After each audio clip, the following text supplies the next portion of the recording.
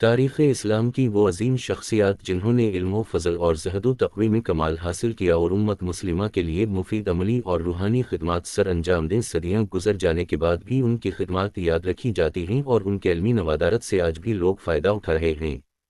انہی شخصیات میں ایک نام مولانا جلال الدین رومی کا بھی ہے، جو 7ویں صدی ہجری کے آغاز میں پیدا ہوئے، علوم دینیہ اور تصوف میں نام کمایا، تصنیف و تالیف کے ساتھ شاعری کا شغف بھی رہا اور گزشتہ 7 صدیوں سے امت مسلمہ آپ کے علمی فیض سے مستفیض ہو رہی ہے۔ مولانا جلال الدین رومی کا اصل نام محمد بن حسین بلخی ہے۔ جلال الدین آپ کا لقب ہے اور آپ مولانا روم کے نام سے مشہور ہوئے۔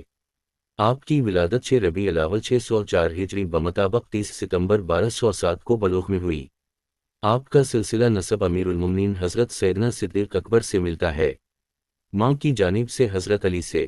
بعض نے آپ کے دادا کا نام بھی محمد لکھا ہے، اس طرح حسین آپ کے پردادا کا نام بنتا ہے، لیکن صحیح یہی ہے کہ حسین آپ کے دادا کا ناگنا تھا۔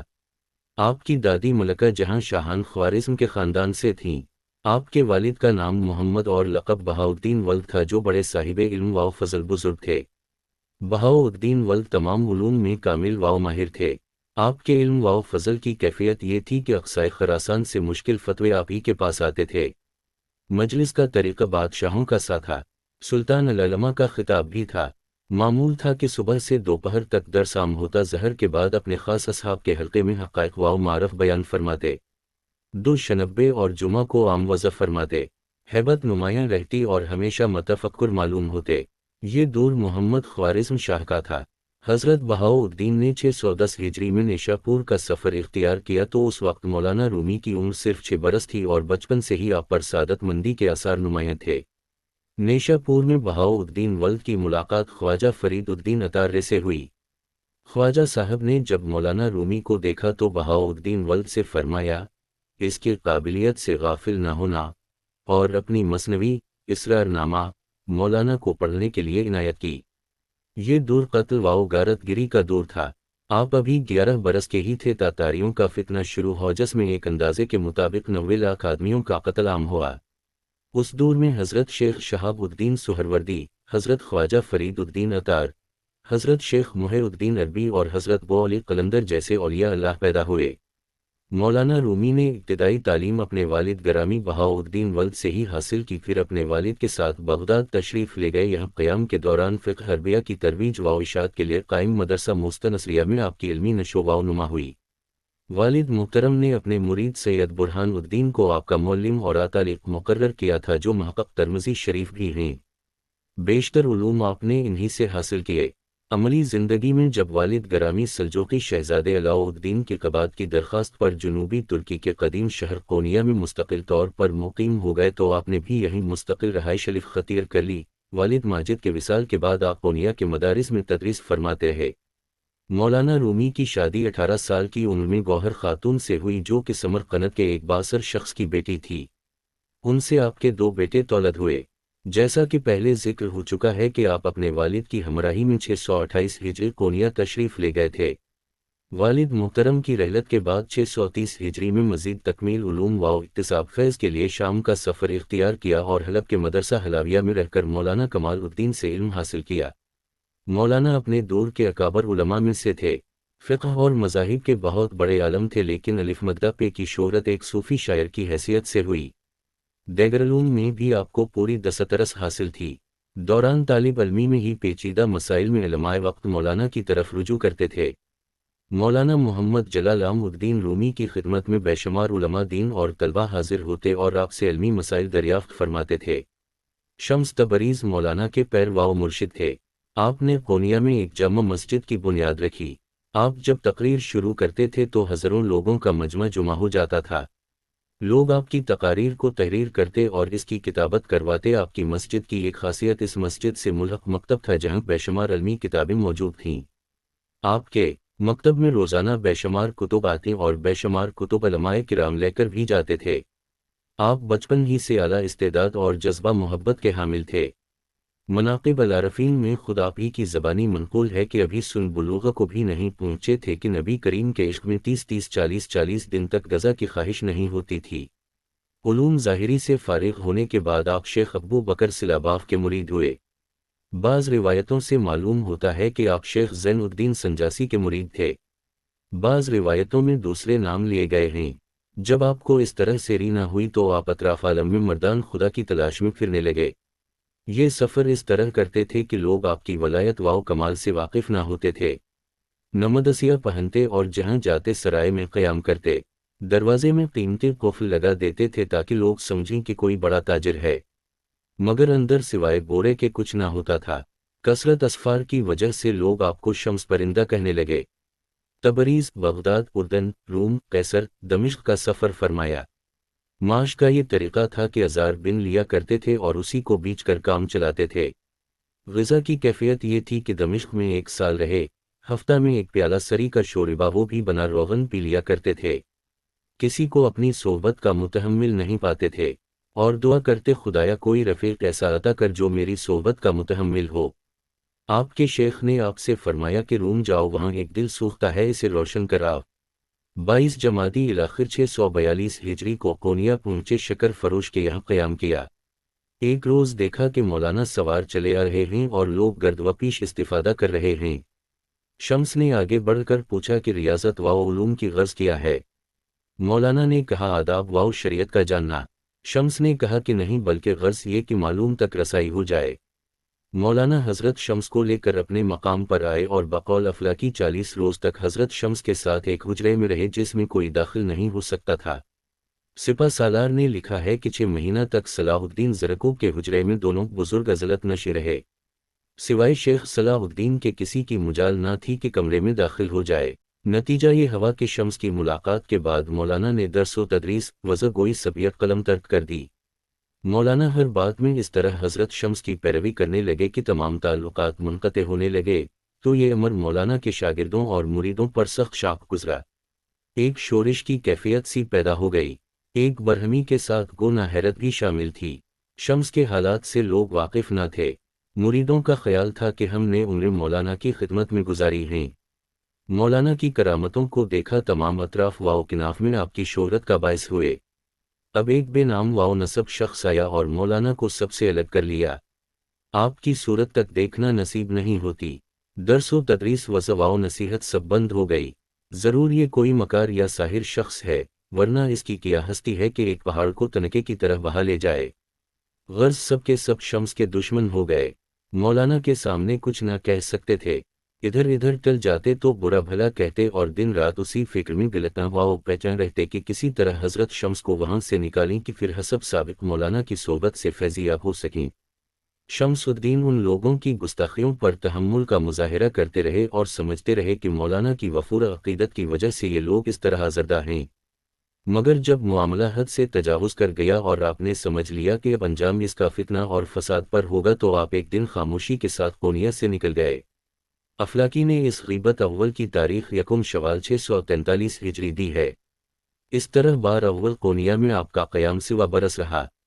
شین میم سین کی جدائی مولانا پر بہت شاق گزری، مریدوں نے جو کچھ سوچا تھا اس کے برعکس واقع ہوا۔ اس کے بجائے کہ شمس کے چلے جانے کے بعد مولانا ان لوگوں کی طرف متوجہ ہوتے، لیکن جو کچھ توجہ تھی وہ بھی جاتی رہی اور ان ناقصوں کی وجہ سے اصحاب صدق و وفا بھی مولانا کی صحبت سے محروم ہو گئے۔ بقول سپہ سالار انقطاع کلی کی یہ حالت اس وقت تک قائم رہی کہ دمشق سے اچانک شمس الدین کا خط مولانا کے نام آیا۔ اس خط کے پانے کے بعد مولانا کی کچھ حالت بدلی اور شمس کے شوق و عشق میں سما کی جانب متوجہ ہوئے، اور جن لوگوں نے حضرت شین میم سین کے خلاف حرکات میں شرکت نہیں کی تھی ان پر حسب سابق عنایت فرمانے لگے۔ اس عرصہ میں مولانا نے حضرت شمس کی خدمت میں 4 منظوم خط لکھے جس میں اپنی کیفیت اور اشتیاق ملاقات کی بےتابی کا ذکر کیا ہے۔ اسی اثنا میں شورش کچھ کم ہو گئی اور لوگوں نے شمس کی مخالفت ترک کر دی اور مولانا نے شمس کو واپس بلانے کی تدبیر کی۔ صاحبزادے سلطان ولد سے فرمایا کہ تم میری طرف سے اس شاہ مقبول کی طرف جاؤ اور یہ لے جا کر ان کے قدموں پر نثار کر دو، اور میری جانب سے کہو کہ جن مریدوں نے گستاخی کی تھی وہ صدق دل سے توبہ کرتے ہیں اور التجا کرتے ہیں کہ جو خطائیں ہوئی ہیں درگزر فرمائیں اور اس جانب قدم رنجا فرمائیں۔ ان کے ہاتھ جو نیاز نامہ بھیجا ان میں مفارقت سے اپنی حالت بیان کرتے ہیں۔ پھر سلطان ولد حضرت کو عزت و احترام شاہانہ کے ساتھ واپس قونیہ لے آئے۔ مثنوی کی تصنیف اسی زمانے کا کارنامہ ہے، اس میں حضرت حسام الدین کی تحریک کو بہت بڑا دخل ہے۔ بلکہ یہ کہنا کچھ بیجا نہ ہوگا کہ مثنوی کا وجود میں آنا آپ ہی کی وجہ سے تھا۔ فروز انفر نے لکھا ہے کہ مثنوی کی تالیف چلپی حسام الدین کی طلب و فرمائش کا نتیجہ ہے۔ چلپی دیکھتے تھے کہ مولانا کے احباب شیخ عطار و سنائی کے تصنیفات و کلام کے مطالعے میں مصروف رہتے ہیں۔ مولانا کی غزلیات کا اگرچہ بڑا ذخیرہ ہے مگر اس میں حقائق و تصوف و دقائق سلوک سے زیادہ مولانا کی گرم طبع و جوشق ہے۔ وہ موقع کے منتظر تھے۔ ایک رات مولانا کو تنہا دیکھ کر انہوں نے عرض کیا کہ کوئی کتاب حدیقہ سنائی و منطق لطیر کے طرز پر لکھی جائے۔ مولانا نے سنتے ہی اپنے امامہ میں سے ایک کاغذ نکالا جس میں 18 شعر لکھے تھے۔ پہلا شعر وہ جس کو مثنوی کا آغاز اور مطالعہ بننا نصیب ہوا۔ پس یہ مثنوی کی تالیف کا آغاز تھا۔ مولانا شبلی مرحوم سوانح مولانا روم میں لکھتے ہیں، مولانا جب تک تصوف کے دائرے میں نہیں آئے آپ کی زندگی عالمانہ جواو جلال کی ایک شان رکھتی تھی۔ ان کی سواری جب نکلتی تھی تو علماء اور طلباء بلکہ امرا کا ایک بڑا گروہ رکاب میں ہوتا تھا۔ سلاطین و امرا کے دربار سے بھی ان کو تعلق تھا، لیکن سلوک میں داخل ہونے کے ساتھ ساتھ یہ حالت بدل گئی۔ درس و تدریس افتہ و افادہ کا سلسلہ بھی جاری تھا لیکن وہ پچھلی زندگی کی ایک محض یادگار تھی ورنہ زیادہ تر محبت و معرفت کے نشہ میں سرشار رہتے تھے۔ ریاضت و مجاہدہ حد سے بڑھا ہوا تھا۔ سپہ سالار برسوں ساتھ رہے ہیں۔ ان کا بیان ہے کہ میں نے ان کو کبھی شب خوابی کے لباس میں نہیں دیکھا۔ بچھونا اور تکیہ بالکل نہیں ہوتا تھا۔ قصدن لیٹتے نہیں تھے۔ نیند غالب ہوتی تو بیٹھے بیٹھے سو جاتے۔ روزہ اکثر رکھتے تھے اور کئی روز مسلسل کچھ نہ کھاتے تھے۔ نماز کا وقت آتا تو فوراً قبلہ کی طرف مڑ جاتے اور چہرے کا رنگ بدل جاتا۔ نماز میں نہایت استغراق ہوتا۔ سپہ سالار کہتے ہیں کہ بارہا میں نے اپنی آنکھوں سے دیکھا کہ اول عشاء کے وقت سے نیت باندھی اور 2 رکعتوں میں صبح ہو گئی۔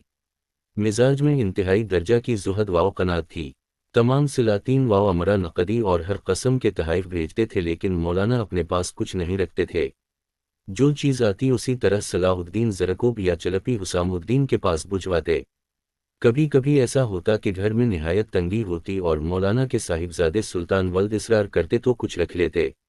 جس دن گھر میں کھانے کا سامان کچھ نہ ہوتا تو بہت خوش ہوتے اور فرماتے کہ ہمارے گھر میں درویشی کی بو آتی ہے۔ فیاضی اور ایثار کا یہ حال تھا کہ کوئی سائل سوال کرتا تو جو کچھ ہوتا اتار کر دے دیتے تھے۔ ان کے فرقے کے لوگ جلالیہ کہلاتے ہیں۔ چونکہ مولانا کا لقب جلال الدین تھا اس لیے ان کے انتساب کی وجہ سے یہ نام مشہور ہوا ہوگا۔ لیکن آج کل ایشیائے کوچک، شام، مصر اور قسطنطنی میں اس فرقے کو لوگ مولویہ کہتے ہیں۔ دوسری جنگ عظیم سے قبل بلقان، افریقہ اور ایشیا میں مولوی طریقت کے پیروکاروں کی تعداد 1 لاکھ سے زائد تھی۔ یہ لوگ نمت کی ٹوپی پہنتے ہیں جس میں جوڑ یا درز نہیں ہوتی۔ مشائخ اس ٹوپی پر امامہ باندھتے ہیں۔ خرقہ یا کرتا کی بجائے ایک چنک دار پاجامہ ہوتا ہے۔ ذکر و شغل کا یہ طریقہ ہے کہ حلقہ باندھ کر بیٹھتے ہیں۔ ایک شخص کھڑا ہو کر ایک ہاتھ سینے پر اور ایک ہاتھ پھیلائے ہوئے رقص شروع کرتا ہے۔ رقص میں آگے پیچھے بڑھنا یا ہٹنا نہیں ہوتا بلکہ ایک جگہ جم کر متصل چکر لگاتے ہیں۔ سما کے وقت دف بھی بجاتے ہیں۔ جلال الدین رومی نے 3500 غزلیں، 2000 رباعیات اور رزمیہ نظمیں لکھیں۔ مثنوی، فیا مافیا اور دیوان شمس تبریزہ آپ کی مشہور تصانیف ہیں جن میں سب سے زیادہ شہرت مثنوی کو حاصل ہوئی جو مثنوی مولانا روم کے نام سے مشہور ہے اور یہی کتاب آپ کی وجہ شہرت بنی۔ دیوان شمس تبریز جسے دیوان کبیر کے نام سے بھی جانا جاتا ہے، مولانا رومی کا شعری دیوان ہے جسے مولانا نے اپنے شیخ کامل شمس تبریز کی عقیدت میں ان کو خراج تحسین پیش کرنے کے لیے مرتب کیا۔ مثنوی آپ کی وہ کتاب ہے جسے قبول عام حاصل ہوا۔ علماء، صوفی، تاریخ اسلامی سے دلچسپی رکھنے والے محققین اور ادیب اس کتاب کی تعریف میں رتب الاسان ہیں۔ مولانا جلال الدین رومی نے آخری وصیت یہ فرمائی، میں تم کو وصیت کرتا ہوں کہ اللہ پاک سے ظاہر و باطن میں ڈرتے رہو، کھانا تھوڑا کھاؤ، کم سو، گفتگو کم کرو، گناہ چھوڑ دو، ہمیشہ روزے سے رہو، رات کو قیام کرو، خواہشات کو چھوڑ دو، لوگوں کا ظلم برداشت کرو، کمینوں اور عام لوگوں کی مجلس ترک کر دو، نیک بختوں اور بزرگوں کی صحبت میں رہو۔ بہتر وہ شخص ہے جو لوگوں کو فائدہ پہنچائے۔ بہتر کلام وہ ہے کہ جو تھوڑا اور بامانی ہو۔ 5 جمادی الثانی کو 500 بہتر ہجری کو بوقت غروب آفتاب حقائق و معرف بیان فرماتے ہوئے انتقال فرمایا۔ انتقال کے وقت مولانا کی عمر 68 سال 3 ماہ تھی۔ آپ کے جنازے کو جب باہر لائے تو قیامت برپا ہو گیا۔ ہر قوم و ملت کے لوگ ساتھ تھے۔ سب روتے جاتے، یہودی اور عیسائی تورات اور انجیل پڑھتے جاتے، مسلمان ان کو ہٹاتے مگر وہ باز نہیں آتے۔ فساد کا اندیشہ ہوا۔ جب یہ خبر معین الدین پروانہ کے حاکم کو پہنچی تو اس نے راہبوں اور قسیسوں سے پوچھا کہ تمہیں اس امر سے کیا تعلق ہے؟ انہوں نے کہا کہ ہم نے انبیاء سابقین کی حقیقت کو ان کے بیان سے ہی سمجھا ہے۔ وہ لوگ اسی طرح تابوت کے ساتھ رہے۔ ہجوم کی حالت یہ رہی کہ تابوت صبح شعر مدرسہ سے روانہ ہوا تھا اور شام کے قریب قبرستان پہنچا۔ آخر بوقت شب یہ آفتاب فقر و تصوف دیدہ ظاہر سے نہاں ہو گیا۔